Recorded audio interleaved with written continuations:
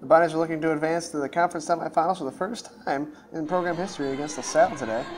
Early on, the Bonnies really had the offense flowing. Doris Ortega got a quick 2 there, and then finishes this one for only 4 points of the day. And then Van Tatenhove did her thing, the fadeaway jumper in the lane. And Armelia Horton going strong. She's going to miss the first one. Gather her own rebound, go back up strong, and finish the 2 and 1. The Bonnies got up to a decent lead, but then let it slip away slowly as LaSalle fought their way back into this game. Here's Jordan McGee pulling up, hitting a nice 2 off the jumper. And then Chelsea Boker in the corner.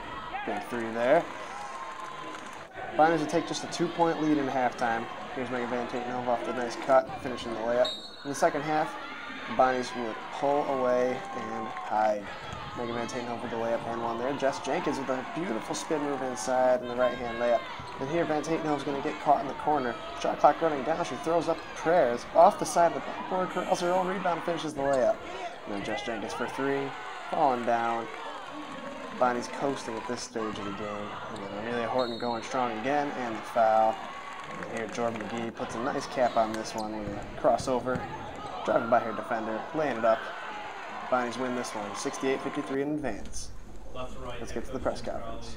Megan Van Tatenhove and sophomore CC Dixon. A couple things before we start with Coach. St. Bonaventure advances to the semifinals for the first time in program history, and 5 double-figure scores for the second time this year. The other was at Colgate in December. Okay, Autumn. All right, well, Coach, we'll start with an opening statement from you, and then we'll open it up to questions from members of the media.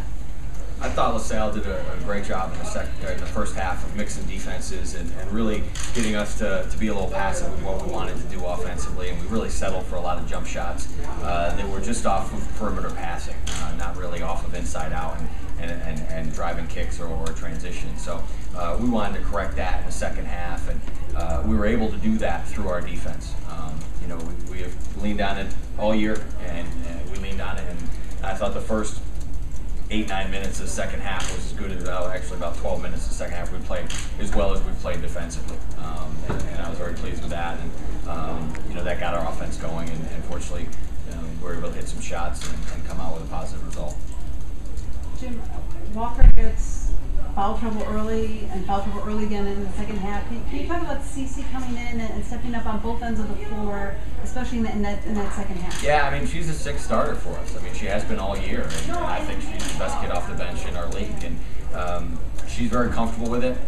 She brings a new dynamic because of her pace with the basketball, and she's getting better and better at finishing and reading gaps, and I thought today was as well as she's played as far as attacking the paint and reading some things to create some matchups there, and her shot's getting better every day, so and we know we're going to get good defense out of her because she's like our Tim went to go back Bonnies for a while, so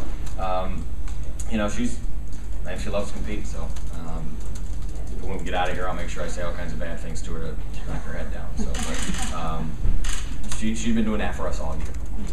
Jim, was it almost a little too easy right away?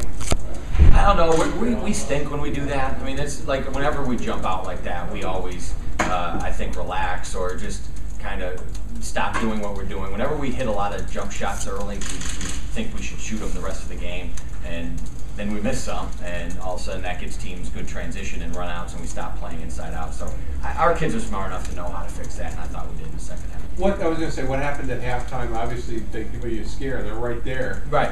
Yeah, and again, to their credit, we're at our best when things are challenging, and I thought we recognized that today. And I thought we were excited early, and obviously a great turnout for our people to come out, just fantastic. And I think that carried us a little bit. And I think that emotion ran out. And we're like, oh wait, we haven't played in a week, and Salle had that comfort of playing yesterday. And I think second half we settled in, defended, and that helped our offense get going. Cece, can you talk about that second half and defensively what you guys were able to do and maybe were you just being more aggressive, or what were you doing defensively in that second half? Well, like Coach said, we haven't played in a week, so I think we shocked the first half. And the second half, it was just that we needed to play more like a team, and that's what we were lacking in the first half. So the second half, we just came out. Everyone knew that we didn't want to go home. We wanted to win, so it was just a competitive side from now on. CC, you're giving 7 inches away to Wilson, but obviously she presents problems anyway, defensively, I assume. What sorts of problems does she create? Well, it's kind of hard, like, cause I am small and stuff, but I don't even know, like, it's just, I don't really know how to answer that question. It's just that, like, you have to find your rhythm and your shots and open shots and stuff like that, but it was just, like, depending on my teammates and stuff and just having the confidence in myself knowing that I'll make the basket and stuff. And I think the thing that happens is, Cece's been smaller her whole life. Yeah. So people have always tried to take her inside and do those kind of things, but she's also very strong and able to get to spots. So I think she did that really, really well, and then just has a great motor to really kind of work Wilson hard. And she's a great player. I think fatigue just kind of got her as the second half went on, and we were better as a team defending. And Cece mentioned that we had to play more as a team. That's our defense, and that's where that comes from. Is we were staying glued to ours instead of team defending, and we fixed that in the second half and had a good result because of it. Coach, if I have the stat right, other than Wilson, Salle shot 8 for 42. Did you kind of think if you got the ball in someone else's hands, you'd probably come out with this? It was nothing we purposely talked about. We had done a really good job on Wilson before, and certainly we don't want people to get rolling, but we didn't really even mention that we had to do anything different at halftime. We just wanted to focus on our concept as a team. We thought that besides her, other people were able to get to the basket too with some direct line drives, and we weren't where we needed to be to cut them off and get the spot, or where we needed to be in gaps for our other defenders. Meg, talk 5 players in double figures today. Excuse me, just talk about kind of a typical box score for a Vanna win, kind of showing that you're talking about team defense but also team offense too. We have a great group of girls who, if one person isn't stepping up or having a rough game, we have that balanced attack in other girls that were able to step up, and that happened today. To start, I think to start the second half, back and forth, and you had a 3-point play, and then just had a layup and that 3-pointer. How important was that start to the second half for you guys on both ends of the floor? I think it was important that we jumped out quick because we kind of faded near the end of the first half, and then have our set settle in. That was very helpful. It kind of gave us energy as well. Meg, they let you play. There's a lot of contact. Did that kind of play into what you guys were trying to do, or particularly what you're trying to do? Yeah.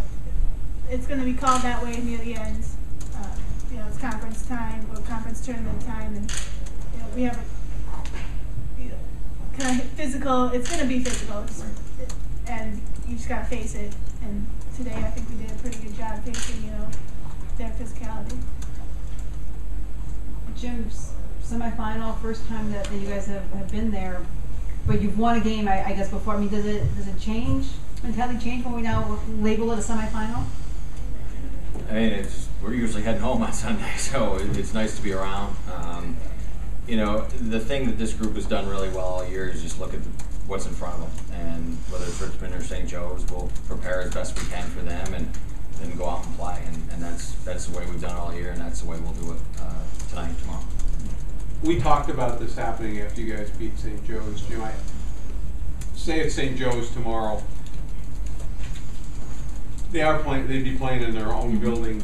How much of a factor would you see that being? I think it'll be great. We'll play whoever, but we're thrilled to be there. But if we got Joe's with the crowd we're bringing and the crowd they'll bring, I think it'll be a great atmosphere, and that's an important thing. It beats the heck out of playing in front of 100 people. So, you got to play people to win. So whoever it is, we'll play and play hard and see what happens.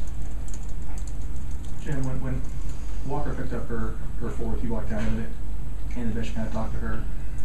What was that conversation about, and kind of how important is she normally to what you guys want? Well, I told her if she needed a rest, she could have told me without following everybody. But she's really important to us, and she's going to be fantastic as many games as we're left to play, and next year and all that. She had a tough game, and she's an emotional kid, and I think that caught her up. And but she'll bounce back tomorrow, and we need her. She's a good player, and she does so much for us both ends, and she'll be ready to go tomorrow. Any final questions for Coach or the players? Thank you. Thank you. Congratulations on your win. Thank you.